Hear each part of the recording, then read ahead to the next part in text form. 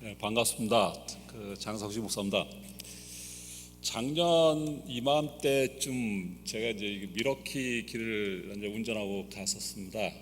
약간 해질 무렵이었는데 이렇게 쭉 가다가 이렇게 교회 십자가를 빨간 십자가를 딱 봤어요. 십자가를 딱 보고 그 십자가를 봤을 때 집사람과 같이 딱 입에서 튀어나온 소리가 뭐냐면 야 저거 한국교회다.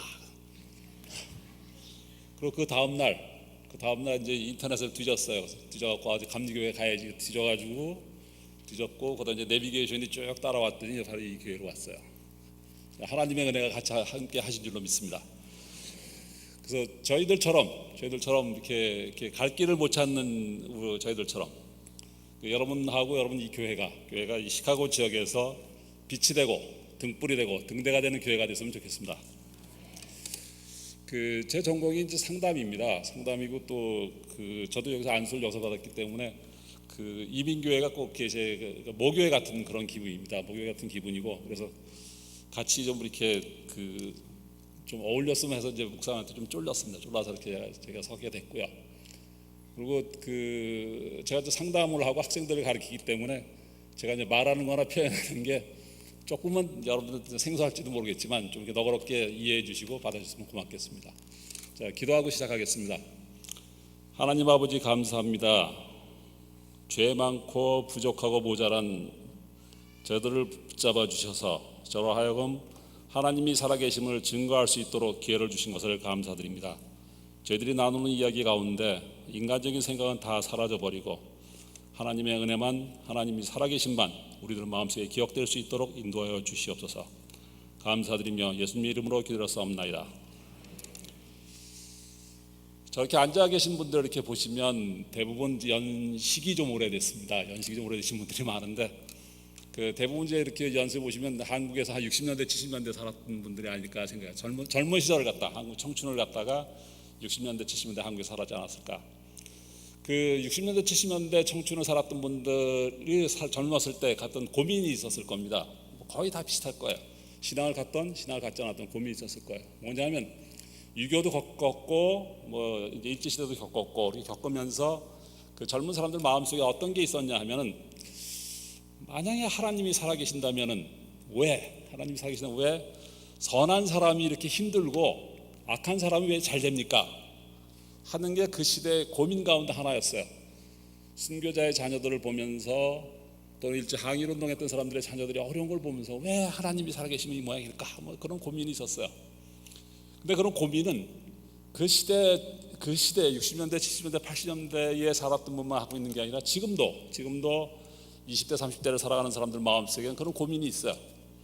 그 다음에 이 살아가는 사회 현실을 보면서 이 현실이 굉장히 불합리해요. 합당치가 않아요. 어떻게 돌아가는지 모르겠어요. 그런 현실을 보면서 우리도 마음속에 질문이 생겨서 도대체 하나님이 계실까? 계신 거 믿어요. 믿지만 하나님이 어떻게 계실까? 그런 질문이 있습니다. 그런 질문을 우리 마음속에 담아두면서 하나님이 어떻게 계실까? 그런 생각을 해가면서 아마 이런 말씀을 묵상하면서 우리가 은혜 나누는 시간이 됐으면 좋겠습니다.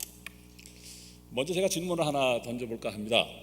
여러분 성경의 맨 앞장면, 신약 성경의 맨 첫 장면에 뭐가 나오냐면 예수님의 족보가 나옵니다.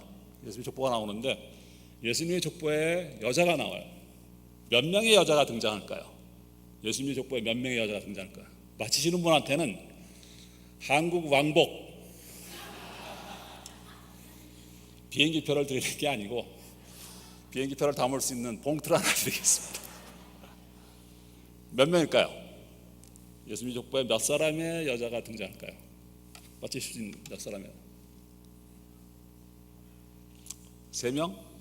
4명? 5명? 5명이 나옵니다. 5명. 등장은 5명이에요. 자, 누굴까요? 다말, 라합, 룻, 마리아, 밧세바가 나와요. 근데 재밌는 건 뭐냐면 다말하고 라합, 룻, 마리아는 사람 이름이 나와요. 이름이 있어요. 근데 밧세바는 이름이 없어요. 이야기는 밧세바 이야기예요. 밧세바 이야기인데 사람이 안 나오고 밧세바는 이름이 안 나오고 우리아의 아내로만 나와요. 제가 이게 그 신대원 다닐 때부터 고민이었어요. 이게 왜 그럴까? 한참 고민을 했습니다. 많이 고민을 하고 많이 물어도 보고 했는데 이걸 이제 풀어보려면 구약으로 돌아가요.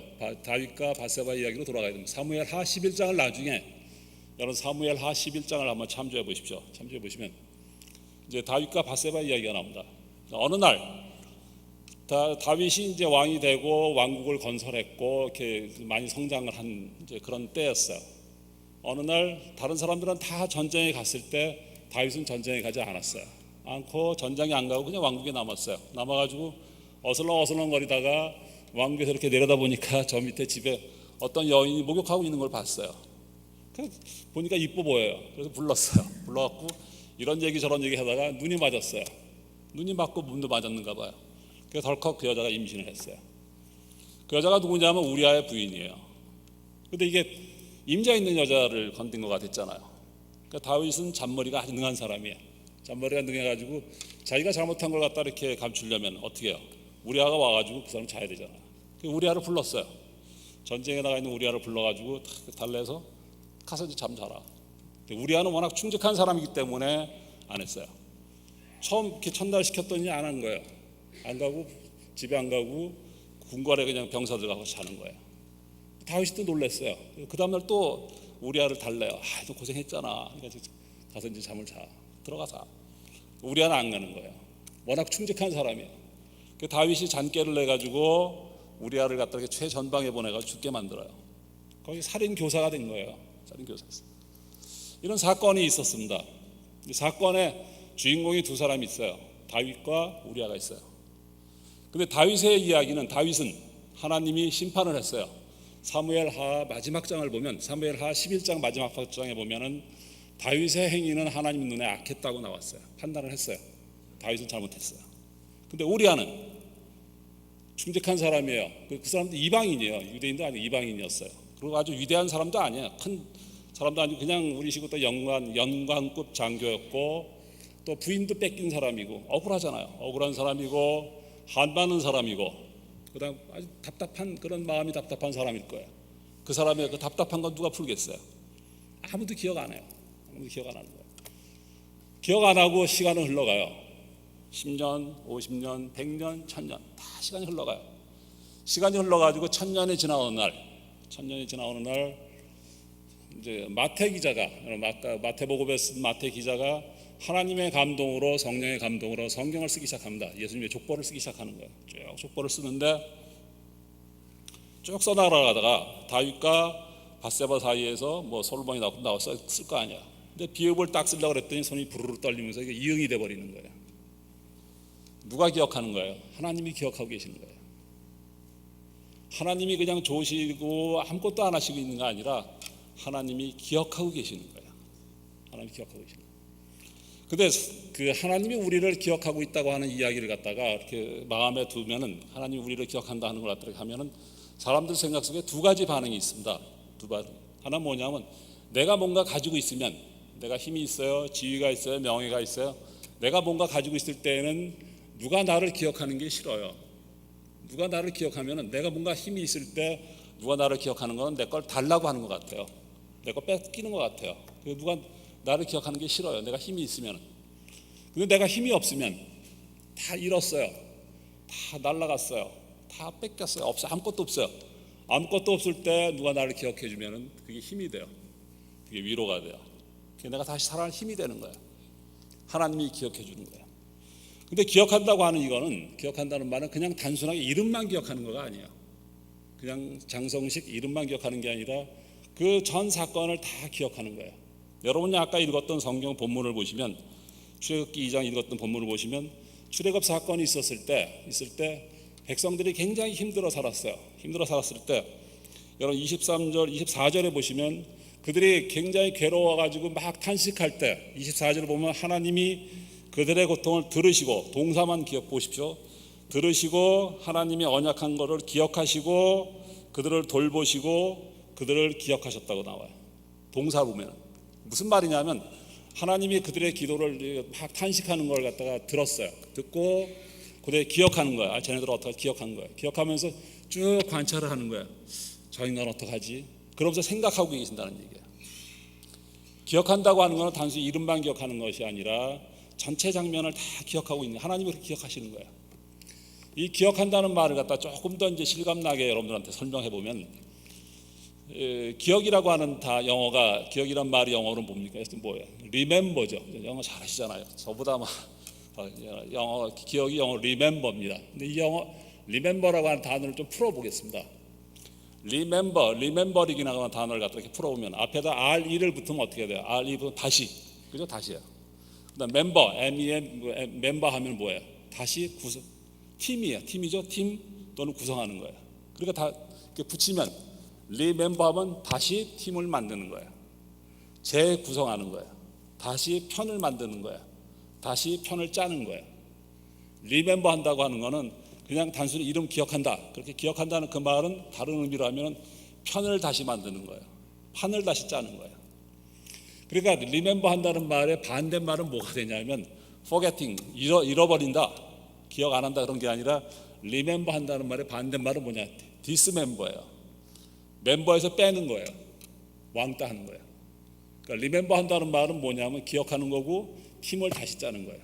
팀을 다시 만드는 거예요. 판을 짜고 판을 깨서 팀을 다시 만드는 거예요. 그러니까 그 반대말은 왕따시키는 거예요. 이걸 조금 더 이제 실감나게 설명을 하면은 잘 안 와닿을 겁니다. 잘 설명은 누가 이제 교회에 왔어요. 뭐 내가 여러분 성가대가 됐든지 뭐 이렇게 이제 그 어떤 그룹 뭐 구역을 이렇게 하는데 누가 사람 왔어요. 한 사람이 왔다고 쳐요. 왔으면 그 사람의 이름을 기억할 거 아니에요. 기억하는 거예요. 근데 기억한다고 하는 건 그냥 단순하게 그 사람 이름만 기억하는 게 아니라 그 사람을 갖다 기억한다고 하는 거는 내가 예를 들면 이제 우리 구역이었어요. 구역인데 성가대였어요. 근데 그 사람이 왔어요. 그럼 그 사람 우리 편으로 받아들여야 될 거 아니에요. 우리 편으로 받아들이는 것 기억하는 거예요. 그럼 받아들이려면은 어떻게 해야 돼요? 여태껏 우리 성가대끼리 같이 놀았어요. 성가대원끼리 같이 놀았어요. 끼리끼리 놀잖아요. 끼리끼리 농담 떠먹기 하고 이야기하고 뭐 흉도 보고 같이 할 거 아니에요. 근데 그 사람이 왔어요. 왔으면 그 사람을 우리 편으로 기억하고 우리 편이 되려면 어떻게 해야 될까요? 우리가 여태껏 같이 놀았던 우리의 생각과 우리의 판단과 우리의 조직, 우리 팀을 깨야 돼요. 깨야 되잖아요. 깨고 그 사람을 받아들여야 될 거 아니에요. 우리 판을 깨야 되고 받아들이려니까 판을 깨야 되고 깨서 받아들이고, 우리 생각도 우리끼리만 얘기하고 우리끼리만 만나고 우리끼리만 하던 걸 갖다가 그 사람을 포함해서 같이 얘기해야 될 거 아니에요. 그게 기억하는 거예요. 누군가를 갖다가 기억한다고 하는 거는 내가 갖고 있는 내 판만 깨는 게 아니라 내가 생각한 것과 내가 판단한 것과 내가 가지고 있는 가치관과 내 기준을 깨야 되는 거예요. 깨서 다시 판을 만드는 거예요. 하나님이 우리를 기억한다고 하는 얘기는, 하나님이 우리를 기억한다는 것은 하나님이 우리를 위해서 판을 깨시는 거예요. 하나님과 우리는 한 편이 될 수 없어요. 하나님은 아주 거룩하신 분이에요. 그리고 하나님과 한 편은 하나님과 천사들과 의로운 사람들과 순교한 사람들과 이런 분이 한 편이에요. 나하고는 한 편이 아니에요. 나는 누구예요? 나는 죄인이에요. 죄인이고 악한 몸이 악하고 뭐 못됐고 이게 나예요. 나하고 하나님하고 한 편이 될 수 없어요. 한 편이 될 수가 없는데 하나님이 한 편이 될 수 없는 나를 갖다 포함시키기 위해, 나를 기억하기 위해서 판을 깼어요. 하나님 스스로의 판을 깬 거예요. 깨가지고 나를 포함시켜서 판을 다시 만들었어요. 그냥 하나님 스스로가 판만 깬 거가 아니에요. 판만 깬 거가 아니라 하나님 스스로 생각도 바꾼 거예요. 판단도 바꾼 거예요. 하나님이 가지고 있던 선입견도 바꾸신 거예요. 그 전까지의 생각은 뭐였을까요? 그 전까지는 죄인은 죽어야 돼요. 악한 놈은 벌 받아야 돼요. 죄인 죽어야 돼요. 우리 죽어야 돼요. 벌 받아야 돼요. 마귀가 하나님한테 덤비는 거야. 저 인간 저거 죄인이에요. 죽어야 돼. 그거 하나님이 어떻게 하는 거예요? 예수만 믿으면 다 우리 편이야. 예수의 이름만 부르면 우리 편이야. 예수님만 바라보기만 하면 우리 편이야. 예수님의 이름만 부르면 우리 편이야. 하나님 판을 깨시는 거예요. 생각을 바꾸시는 거예요. 하나님 생각을 바꾸시고 판을 깨셔갖고 다시 우리를 부르시는 거예요. 그렇게 해가지고 우리를 기억해 주시는 거예요. 그럼 왜 하나님이 우리를 기억해 주실까요? 왜 하나님이 우리를 기억해 주실까요? 왜 우리를 기억하고 우리를 갖다 할까요? 가장 쉽게 얘기하면 우리와 관계를 회복하기 위해서, 다시 말하면 우리를 구원하기 위해서, 또 더 쉽게 얘기하면 우리를 하나님처럼 살게 하기 위해서 그런 거예요. 우리를 기억해 주는 거 하는 거는, 기억해 주시는 거는 뭐냐면 이제는 죄인이 아니고 하나님처럼 살아가는 거예요. 쉽게 말하면 하나님과 우리는 떨어져 있었어요. 우리는 죄인이에요. 하나님은 의로운 분이에요. 근데 하나님 판을 다시 이렇게 만드셔갖고 우리를 하나님 편으로 하나님 포함시켜서, 하나님께 우리를 포함시켜서 판을 다시 만들어줬어요. 그러면 그 다음부터 우리는 어떻게 살아야 될까요? 그 전까지는 우리는 죄인이었어요. 죄처럼 살았어요. 악인처럼 살았어요. 아주 못돼 처먹게 살았어요. 그렇잖아요. 못돼 먹었잖아요. 여기서 못돼 먹은 사람 없는 것 같아. 저만 못된 것 같아. 못됐잖아요. 그러니까 못되게 살았는데 하나님이 판을 만드셨고 나를 포함시켰으니까 그 다음부터는 어떻게 살아야 돼요? 하나님 편으로 살아야 되잖아요. 하나님이 시키는 것처럼 살아야 될 거 아니에요. 그래야 하나님 편할 거 아니에요. 하나님이 우리를 갖다가 기억해 주시는 거는, 우리를 편을 만들어 주신 거는 가장 쉽게 얘기하면 우리가 하나님처럼 살기 원하는 거예요. 하나님의 자녀처럼 살기를 원하는 거예요. 하나님이 우리를 부르신 목적대로, 하나님이 우리를 만드신 목적대로, 우리를 구원하신 그 목적대로 살기를 원하는 거예요. 더 이상 힘들게 살지 말라고 하는 거예요. 그게 하나님께서 우리를 기억해 주시는 그 이유, 목적인 것 같아요. 여기까지만 하고 넘어갔으면 참 좋겠습니다. 근데 제가 상담을 하기 때문에 조금 이렇게 적용을 한번 해볼까 합니다. 하는데, 우리는 이제 여러분 믿음을 가지고 살기 때문에 하나님이 우리를 기억하는 걸 알아요. 하나님 우리를 기억해 줬기 때문에 우리도 나가서 다른 사람을 기억하기를 원해요. 하나님이 우리를 사랑했으니까 나가서 우리도 다른 사람을 사랑하기를 원해요. 사랑을 나눠주기를 원해요. 또 나를 기억했으니까 또 나가서 다른 사람을 기억해 주려고 또 노력을 해요. 감싸려고 노력해요. 끌어안으려고 노력해요. 그런데 그 감싸고 끌어안고 같이 기억하려고 하는 그게 참 힘들어요. 정말 힘들어요. 그렇게 마음대로 안 돼요. 사람들이 살아가는 과정에서 정말 힘든 게 뭘까요? 제일 어려운 문제가 뭘까요? 경제적인 거는 뭐 얘기하기 힘들고요. 진짜 인간관계에서 심리적으로 또 정서적으로 정말 힘든 게 뭘까요? 우리가 살아가는 과정에서 정서적으로 심리적으로 힘든 게 뭘까요? 제일 힘든 게 뭐냐면 사람과 사람 사이에서 그 사람으로부터 인정받기를 원하는 거예요. 나하고 가깝게 있는 그 사람한테 인정받기를 원해요. 존중받기를 원해요. 나도 사랑받기를 원해요. 근데 그 사랑을 못 받으니까, 존중을 못 받으니까, 인정을 못 받으니까 화가 나는 거예요. 가까운 인간관계가 뭐예요? 누구예요? 가장 가까운 인간, 배우자 관계. 그 배우자, 그 인간한테 그래도 사랑받기 원하잖아요. 그래도 그 사람한테 존중받기 원하잖아요. 또 존중받는 게 안 되니까 화가 나는 거예요. 또 가장 가까운 관계가 누구예요? 자녀들, 그 XX들. 그 자녀들한테 그래도 존중받기 원하잖아요. 부모로서. 근데 안 하잖아요. 안 하니까 화가 나잖아요. 또 뭐 친구들, 친척들, 뭐 교회 안에 구성원들끼리 가까운 사람한테 존중받기 원하잖아요. 멀리 있는 사람한테 존중받기 원하진 않아요. 멀리 있는 사람. 여러분 트럼프 대통령한테 존중받기 원해요? 안 하잖아요. 트럼프가 무슨 소리 하든 관계없어요. 가까이 있는 사람한테만 그래도 내가 가까이 있는 사람한테 그래도 존중받기 원하고 인정받기 원하고 사랑받기 원해요. 그게 사람의 마음이에요. 근데 존중받고 사랑받고 인정받고자 하는 것이 이게 인간의 아주 원초적인 마음이에요. 누구나 다 있어요. 없는 사람이 없어요. 이게 원초적이고 아주 근본적인 마음이에요. 누구나 다.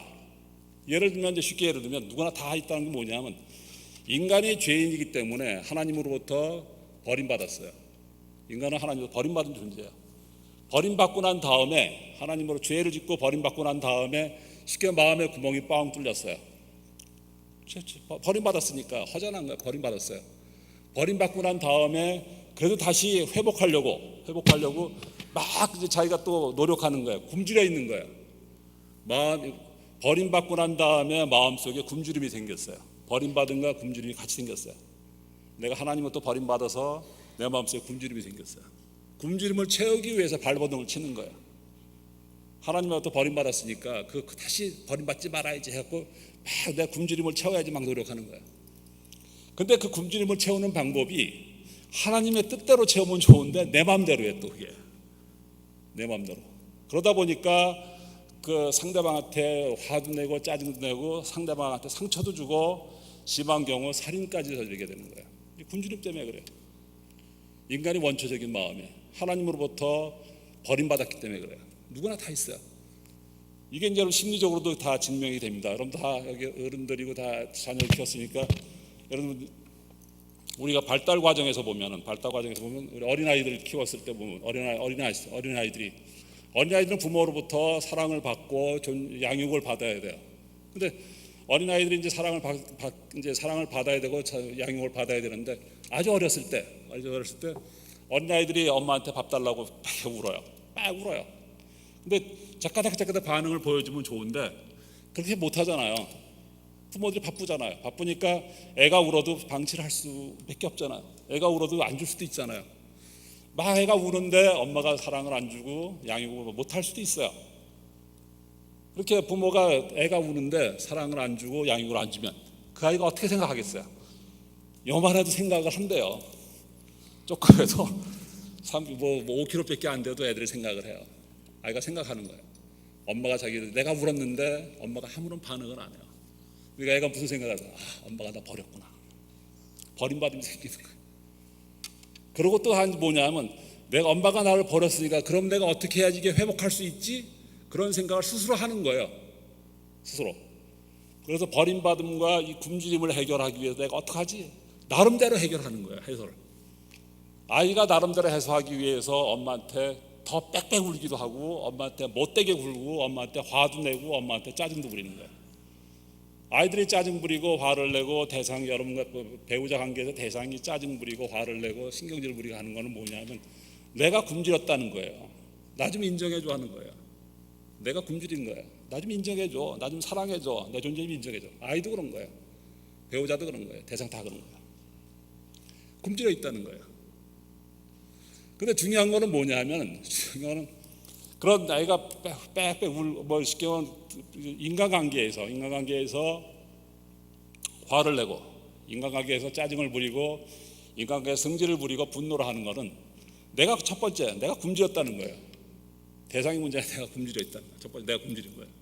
그다음 두 번째 뭐냐면 내가 대인관계에서 내가 화를 내는 것, 분노를 내는 건 뭐냐면 쉽게 말하면 하나님께서 그 자신의 신앙을 갖다가 내 신앙을 평가해 보기 위한 하나의 사인이에요.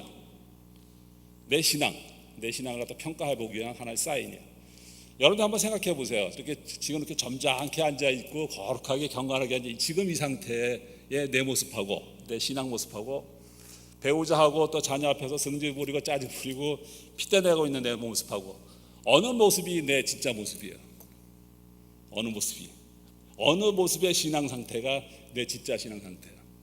지금처럼 경건하게, 지금처럼 거룩하게, 지금처럼 아주 점잖게 앉아있는 이 모습이 내 진짜 모습, 진짜 신앙 상태예요? 아니면 짜증내고 화나고 신경질 부릴 때 그때가 진짜 내 신앙 모습이에요?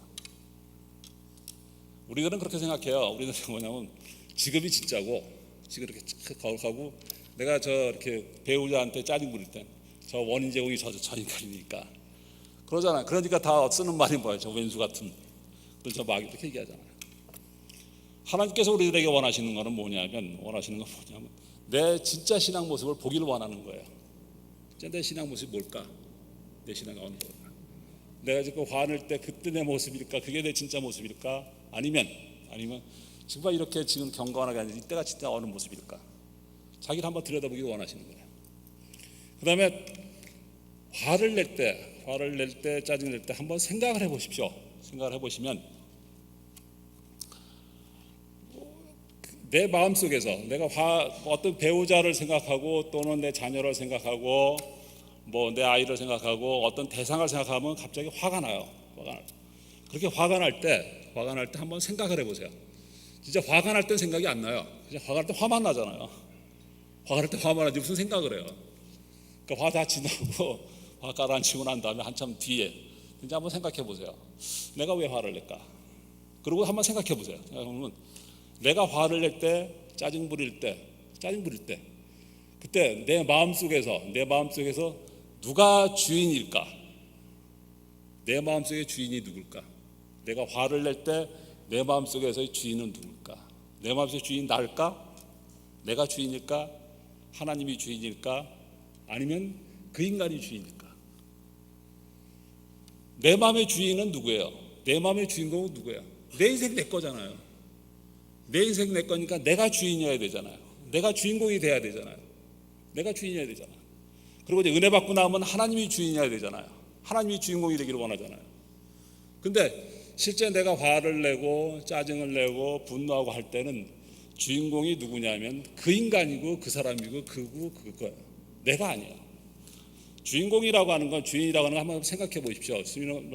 마음에 이렇게 면적이 있으면 그 누가 더 많은 면적을 차지하는 거예요. 내 마음속에 이렇게 면적이 있으면 그 마음속에 누가 더 많은 포션을 차지하고 있냐고요. 내가 주인이라 그래도 내가 많은 포션은 없어요. 거의 내 마음속에 차지하고 있는 거는 바로 그 사람이에요. 그 사람, 그 인간 또는 그 애 누구. 그러니까 내가 마음의 문만 열면 그가 팍 튀어나와가지고 내 마음을 흔들어 놓는 거예요. 내 마음속에 많이 차지하고, 내 마음속에 비중을 많이 차지하고 있는 그 사람이 주인이에요. 내가 아니에요. 내 마음속에 나도 주인이 아니에요. 그 단계에 들어와서 내 마음을 흔들어 놓는 거예요. 흔들어 놓고 막 짜증나게 하고 나를 갖다 화나게 하고, 내가 원하는 것도 아니에요. 그 사람이 하는 거예요. 참 바보같이 살아요. 내 인생이면서도 내 마음이면서도 내 마음대로 못하고, 내 인생이면서도 내 뜻대로 못하고, 하나님 뜻대로도 못하고, 누군가가 나를 지배해가면서 내 마음을 흔들어 놓는 거예요. 그래서 그 사람 때문에 아프고, 그 사람 때문에 힘들고, 그 사람 때문에 피곤하고, 그 사람 때문에 우울하고, 그 사람 때문에 화가 나는 거예요. 그런 상태에서 하나님께서 우리들에게 아주 강권적으로 원하시는 게 뭐겠어요? 내 마음 나도 몰라요. 나도 모르는 나예요. 내 마음 나도 모르고 누군가가 내 마음속에 들어와가지고 막 흔들어 놓고, 그래서 분하고, 그래서 억울하고, 화가 나고, 짜증나고 막 그렇게 살아간다. 나 안에 하나님이 강권적으로 오셔가지고 나에게 요구하시는 것, 원하시는 게 뭐겠어요?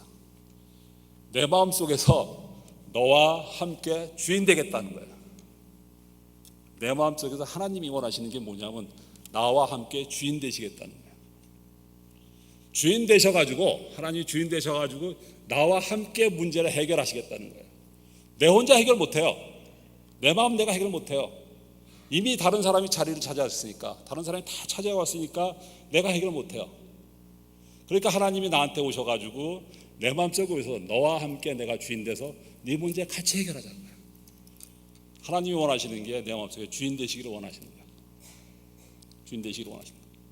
주인 되셔가지고 하나님이 원하시는 건, 이제 그 다른 사람이 네 마음의 주인이 돼가지고 휩쓸려 살지 말고, 이제 네가 나와 함께, 내가 너와 함께 주인이 돼서 네 마음속에, 내 마음속에 하나님이 나한테 의도하신 대로, 하나님이 목적하신 대로, 하나님이 뜻하신 대로, 하나님의 계획대로, 하나님이 지으신 대로 그걸 가지고 살아가라고. 원래 그러니까 내 마음도 내가 살아갈 때는 외로웠어요. 힘들었어요. 슬펐어요. 화가 났어요. 짜증났어요.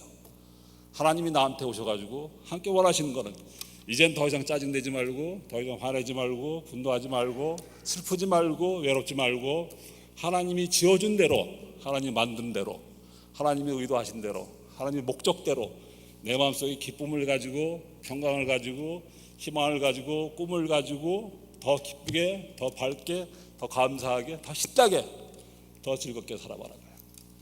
하나님이 우리한테 오시는 거예요. 정리해 보겠습니다.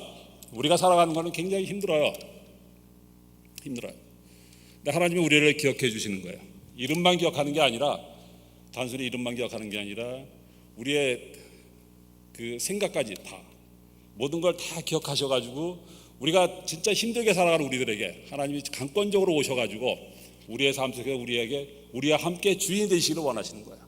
주인 되시기를 원하셔가지고 이제는 더 이상 힘들게 사는 것도 아니고 더 이상 외롭게 사는 것도 아니고 더 이상 우울하게 사는 것도 아니고 하나님의 섭리대로, 하나님의 목적대로, 하나님의 은혜대로 구원하신 계획대로 더 신나게, 더 의미 있게, 더 열심히, 더 기뻐하면서, 더 찬송 부르면서, 감사하면서 그렇게 살기를 원하는 줄로 믿습니다. 다 같이 기도하겠습니다. 하나님 아버지 감사합니다. 힘들게 살아가는 이민사회 동안 우리를 고아처럼 내버려 두지 않으시고 하나님이 지켜주시고 또 기억해 주셔서 이 힘든 세상 속에서 승리하며 살아가도록 이끌어 주신 줄로 믿습니다. 하나님이 우리를 기억해 주시는 것을 믿고 우리의 삶 속에서 하나님이 기억하는 것을 찾아내고 발견하면서 더 감사함을 가지고 더 감격함을 가지고 이 세상 속에서 승리하는 삶을 살아가도록 하나님 인도하여 주시옵소서. 하나님의 은혜가 저희들과 함께 하실 줄 믿고 감사드리며 예수님의 이름으로 간절히 기도드렸사옵나이다.